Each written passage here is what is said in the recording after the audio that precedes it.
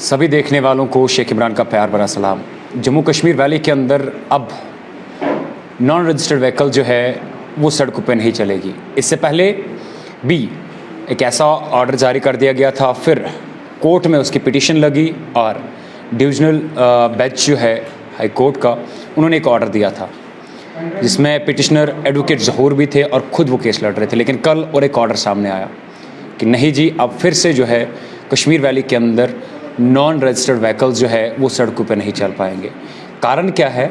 हमारे साथ मौजूद है एडवोकेट ज़हूर साहब, इनसे गुफ्तगू करेंगे इसके हवाले से, इनसे जानेंगे कि अगरचे डिवीजन बेंच का ऑर्डर आया था जो इम्प्लीमेंट भी कहीं ना कहीं से हुआ था, तो अब ये जो नया सिलसिला सामने आया है फिर से, इसका कारण क्या है? अस्सलाम वालेकुम ज़हूर साहब। वालेकुम सलाम। ज़हूर साहब, पहले तो वेलकम करते हैं आपका। Welcome, thank you sir. Zahoor साहब, लास्ट टाइम आपसे बात हुई थी जब आप लोगों ने जो है कोर्ट में पिटीशन दायर करी थी और उसके बाद जो केस आपने लड़ा था वहाँ पे डिवीजन बेंच जो है उन्होंने आपके हित में जो है फैसला दिया था। लेकिन कल 2 दिन पहले और एक ऑर्डर जारी किया जा रहा है कि कश्मीर की वैली के अंदर, जम्मू कश्मीर वैली के अंदर नॉन रजिस्टर्ड व्हीकल जो है वो सड़कों पर तब तक नहीं चल पाएंगे जब तक जो है वो रजिस्ट्रेशन अपनी गाड़ियों के यहाँ के नहीं करेंगे। तो कारण क्या है सर? देखिए सर, इसमें पहले जो चैलेंज हुआ था हाई कोर्ट में, और ऑनरेबल हाई कोर्ट के डिवीजन बेंच ने एक हिस्टोरिकी तवारीखी फ़ैसला दिया है और उस जजमेंट का जो लास्ट 2 पैरा है, मतलब para 29 and para 30 of the judgement, वहाँ पर कोर्ट ने डायरेक्शन दी है। एक तो वो पहला वाला सर्कुलर जिसकी आप बात कर रहे हैं वो काश किया था, और कोर्ट ने ये भी बोला था री रजिस्ट्रेशन करने की ज़रूरत नहीं है गाड़ियों को, जो मोटर व्हीकल एक्ट भी बोलता है। लेकिन फाइनली अगर कोई गाड़ी 12 महीनों से ज़्यादा इधर रहती है या किसी भी स्टेट में रहती है, उस ज़िम्मन में उस गाड़ी का रजिस्ट्रेशन नंबर या रजिस्ट्रेशन मार्क उसको चेंज करना है। रजिस्ट्रेशन नंबर या रजिस्ट्रेशन प्लेट जिसको बोलते हैं, री रजिस्ट्रेशन करने की ज़रूरत नहीं है, और उसके लिए कोई टैक्स नहीं लिया जाएगा, जो पैरा 29 ऑफ द जजमेंट में इंटरप्रेट किया गया और डायरेक्ट किया गया। लेकिन कल जो ऑर्डर आया है, सर्कुलर आया है, वो सर्कुलर एक तरफ से वो इम्प्लीमेंटेशन ऑफ द जजमेंट है, क्योंकि वहाँ पर जब स्टार्टिंग जो सर्कुलर की है, यहाँ पर लिखा है जजमेंट की इम्प्लीमेंटेशन, लिखता है honourable court judgement Zahoor Ahmad Bhat versus state of Jammu and Kashmir, तो जजमेंट का हवाला देता है। लेकिन साइमल्टेनियसली लास्ट में जो जब इस ऑर्डर को देखा जाता है, एक कोशिश की जा रही है गाड़ियों की रजिस्ट्रेशन मार्क करनी है। वो रजिस्ट्रेशन की बात नहीं करते हैं, लेकिन एक कोशिश की गई है इस ऑर्डर के द्वारा कि लोगों से फिर टैक्स लिया जाए, जो 9% टैक्स है, जो कोर्ट ने ऑलरेडी टैक्स, और जिसमें सुप्रीम कोर्ट की ऑलरेडी एक जजमेंट भी थी, कर्नाटक हाई कोर्ट की जजमेंट के बाद में वहाँ पर टैक्स वापस दिया गया था। तो कहीं ना कहीं वो कोशिश की गई है, यानी जजमेंट इम्प्लीमेंट की गई है, लेकिन जजमेंट को मिस इंटरप्रेट किया गया है, जिसकी वजह से लोगों में कन्फ्यूजन है, पैनिक है लोग। लेकिन पैनिक होने की ज़रूरत नहीं है।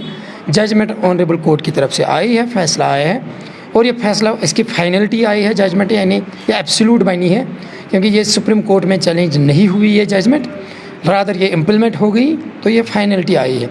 अब रही बात जजमेंट को मिस इंटरप्रेट और मिस कोट करने की, उसके लिए कंटेम्प्ट दाखिल किया जा सकता है कोर्ट में, जो हम कमिंग डेज़ में इंशाल्लाह कर रहे हैं, तो वहाँ पर क्लियर हो जाएगा, और ये जो कल का जो डायरेक्शन है इसको कोर्ट की तरफ से स्टॉप किया जाएगा। तो ज़हूर साहब, अगर देखा जाए जो डिवीजन बेंच की तरफ से ऑर्डर आया था या जो फैसला सुनाया गया था, वो आपके हक में सुनाया गया था कि जी ये सारी चीज़ें नहीं होंगी। उसके बाद अगर जिन्होंने ऑलरेडी ये दायर किया था वो उनको 60 दिनों के अंदर, जहाँ तक बात करें 60 दिनों के अंदर वो सुप्रीम कोर्ट में चैलेंज कर सकते थे, लेकिन वैसा कुछ नहीं देखने को मिला, रादर देन इम्प्लीमेंटेशन देखने को मिली है। तो इसका आउटकम क्या आएगा, और लोगों के ऊपर जो कहीं ना कहीं से वो इम्पैक्ट पड़ रहा है, लोग फिर से परेशान हो रहे हैं कि शायद अब जी वही चीज़ें होने लगी है जो इससे पहले हो रही थी। देखिए 60 डेज़ तक ये जजमेंट चैलेंज हो सकती थी, और 60 डेज़ अभी हुए नहीं, क्योंकि 29 अप्रैल को जजमेंट आई थी कोर्ट से, 29 मई, आज 30 था, 14 जून है, तो अभी इसमें कुल मिला के लगभग 15 दिन थे उनके पास सुप्रीम कोर्ट जाने की। लेकिन सुप्रीम कोर्ट में गारंटी नहीं वो ये केस जीत सकते थे, क्योंकि ये जो जजमेंट है on the basis of law है। लेकिन जब जो उन्होंने अब सर्कुलर निकाला, अब इम्प्लीमेंट करने से एक बेनिफिट हो, जजमेंट फाइनल हो गई। इस जजमेंट में अब कामा भी चेंज नहीं होगा, फुल स्टॉप भी चेंज नहीं होगा, it is a final judgement. हाँ, जहाँ तक इम्प्लीमेंटेशन की बात है, कहीं ना कहीं कोशिश की जा रही है जजमेंट को वायलेट करने, जजमेंट को misquote and misinterpret करने की, जो which amounts automatically contempt of the court. So अब जो ऑर्डर निकाला गया है मिसकोट करने की कोशिश की गई है ताकि लोगों से टैक्स लिया जाएगा, लेकिन जब अब कंटेम्प्ट कोर्ट होगा, कोर्ट में जब कंटेम्प्ट पेश होगा, कंटेम्प्ट फाइल होगा, definitely honourable court will take the cognizance of its order and this will be implemented in the later split in the context of the judgment. Whatever has been ordered, that will be implemented. What will be your next step towards this circular which recently had passed? We are going to file the contempt petition. Although research team is on work right now, they are working on it, and within 1-2 days we will draft it. But there is one thing now, because court की जो vacation है 25th तक है, तो 25th के बाद ही ये लगेगा, क्योंकि इसको डिवीज़न बेंच को इसकी सुनवाई सुननी है, क्योंकि ये डिवीज़न बेंच की जजमेंट है। अदरवाइज़ वैकेशन बेंच होता है कोर्ट में नेक्स्ट वीक में, लेकिन वहाँ ये नहीं लगेगा। इसलिए हमारा जो इमीडिएट स्टेप है, हम कंटेम्प्ट पिटीशन फाइल करेंगे और इंशाल्लाह एक्सपेक्टेड है 26 ऑफ दिस जून को उसकी हेयरिंग होगी इंशाल्लाह। Sir, what would you like to give a message for the people of Kashmir Valley? As of now, if we see, we have more than 3 lakh vehicles here who are non-registered. I can see who are registered from the outside of the J&K. So they are right now in trouble. They think that the same thing which was started I think some months before here in Kashmir, now the same thing is going on again. So what would you like to message them? What would you like to tell them so that कि वो सारा trouble, वो trauma से बाहर आ जाए? Message for the viewers is that no need to be panicky. Matter is already settled by the Honorable Division Bench of the High Court, that is highest court, that is the law of the land. And so there is no need to get panicky. Second thing is, judgment is being misinterpreted. For that we are taking the legal course, that is contempt petition, and it will be settled by the court again. So there is no need to be panicky. They can drive their vehicles.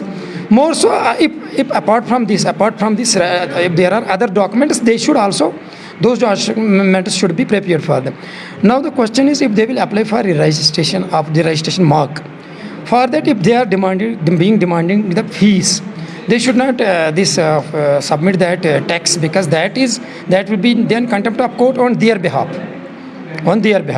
So they should simultaneously wait for contempt petition, let court take its action on it.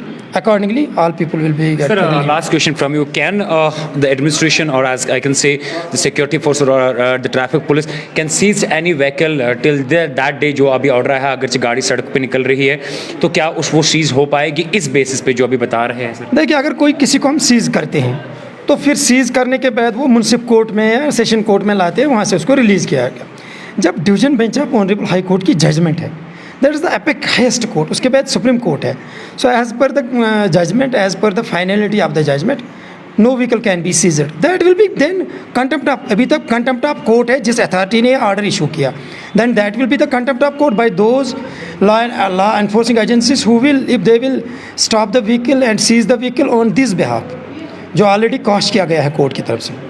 ये आपने सुना होगा कि recently जो order आया था, circular निकाला गया था फिर से रजिस्ट्रेशन को लेके, बाकी जितने लोगों के पास नॉन रजिस्टर्ड व्हीकल्स है जम्मू कश्मीर के बाहर गाड़ियाँ रजिस्टर्ड है, जो सर्कुलर निकाला गया था उसकी वजह से लोग कहीं ना कहीं से परेशान हो गए थे। और रिसेंटली आप लोगों ने सुना कि जब इस केस की सुनवाई या इस सर्कुलर की सुनवाई जो है डिवीजन बेंच ने दी थी इस हद में कि नहीं सारी चीज़ें जो है वो कॉश किए जाएंगे, और उसके बाद ये जो कल 2 दिन पहले और एक सर्कुलर पास किया गया है, तो उसके हवाले से क्या कुछ आगे एडवोकेट ज़हूर भट्ट साहब करने वाले हैं और क्या कुछ इस ऑर्डर का मुद्दा है, मसला क्या है, सब कुछ जो है इन्होंने आपके सामने वाज़ह किया है और आप लोगों को घबराने की ज़रूरत नहीं है।